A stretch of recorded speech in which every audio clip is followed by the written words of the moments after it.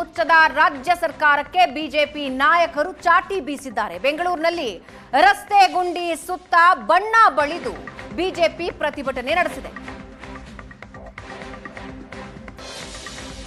ಬೆಂಗಳೂರಿನಲ್ಲಿ ರಸ್ತೆ ಗುಂಡಿ ಸುತ್ತ ಬಣ್ಣ ಬಳಿದು ಬಿಜೆಪಿ ಪ್ರತಿಭಟನೆ ನಡೆಸಿದೆ. ವಿಜಯನಗರದಲ್ಲಿ ರಸ್ತೆ ಗುಂಡಿ ವಿರುದ್ಧ ಬಿಜೆಪಿ ವಿಭಿನ್ನವಾಗಿ ಪ್ರತಿಭಟನೆ ನಡೆಸಿದೆ.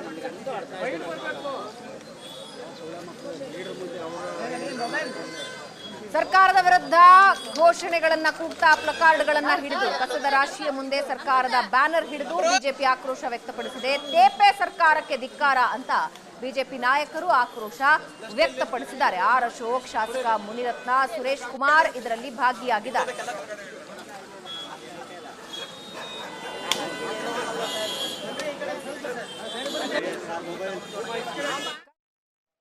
ನಮ್ಮ ಸಾಧನೆ ಏನು ಅಂತ ಹೇಳಿದ್ರೆ ಬಿರಿ ಗ್ಯಾರಂಟಿ ಅಂತ ಹೇಳಿ ರಾಜ್ಯದಲ್ಲಿರುವಂಥ ರಸ್ತೆಗಳಿಗೆ ಯಾವುದೇ ಅನುದಾನಗಳನ್ನು ಬಿಡುಗಡೆ ಮಾಡಿದೆ. ಈಗ ಏಕಾಏಕಿ ಗುಂಡಿಗಳನ್ನು ಮುಚ್ತೀನಿ ಅಂತೇಳಿ ಸುಮಾರು 1800 ಕೋಟಿ ರೂಪಾಯಿನೋ ಖರ್ಚು ಮಾಡಿದ್ದೀನಿ ಅಂತ ಹೇಳ್ತಾ ಇದ್ದಾರೆ. 1800 ಕೋಟಿ ಖರ್ಚಾಗಿದ್ರೆ ಗುಂಡಿಗಳು ಎಲ್ಲಿ ಮುಚ್ಚಿದ್ದಾರೆ? ಈ ಗುಂಡಿ ಬಿದ್ದ ಸರ್ಕಾರ, ಗುಂಡಿಗಳ ಸರ್ಕಾರ ಒಂದು ರೀತಿ ಕರ್ನಾಟಕದ ಜನತೆಗೆ, ಬೆಂಗಳೂರು ಜನತೆಗೆ ಒಂದು ರೀತಿ ಶಾಪ ಆಗಿದೆ.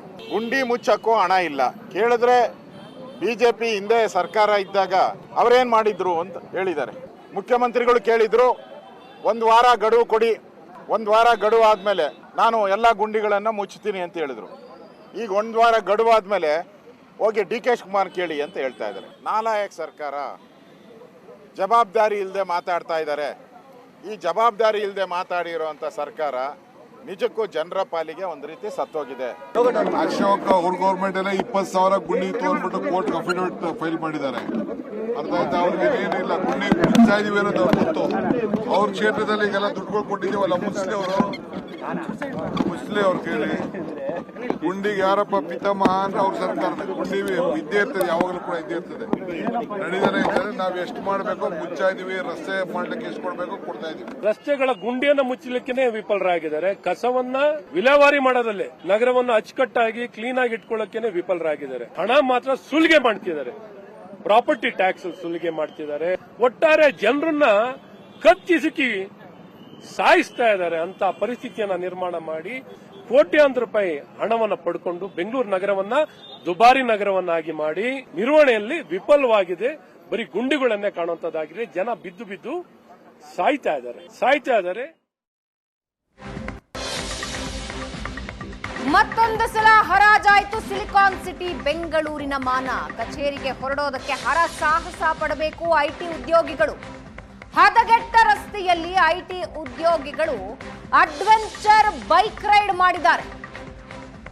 ಬೆಂಗಳೂರಿನ ಪಣತ್ತೂರಿನಲ್ಲಿ ರಸ್ತೆ ದುರಸ್ತಿ ನಡೀತಾ ಇದೆ.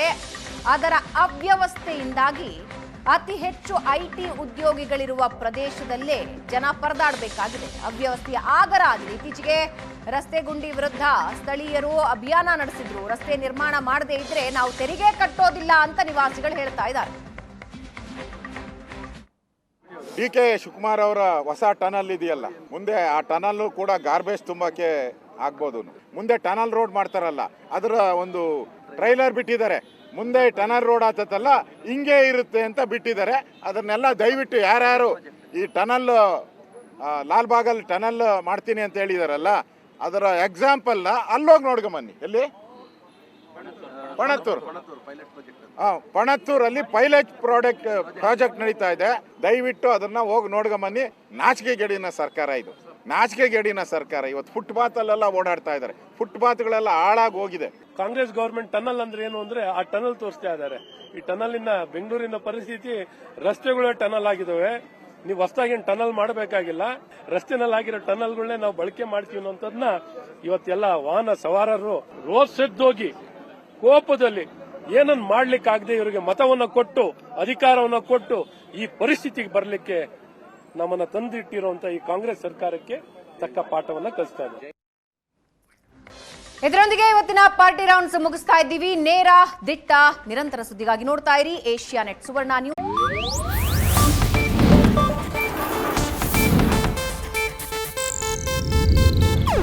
ಇದು ಏಷ್ಯಾನೆಟ್ ನ್ಯೂಸ್ ನೆಟ್ವರ್ಕ್ ಪ್ರಸ್ತುತಿ.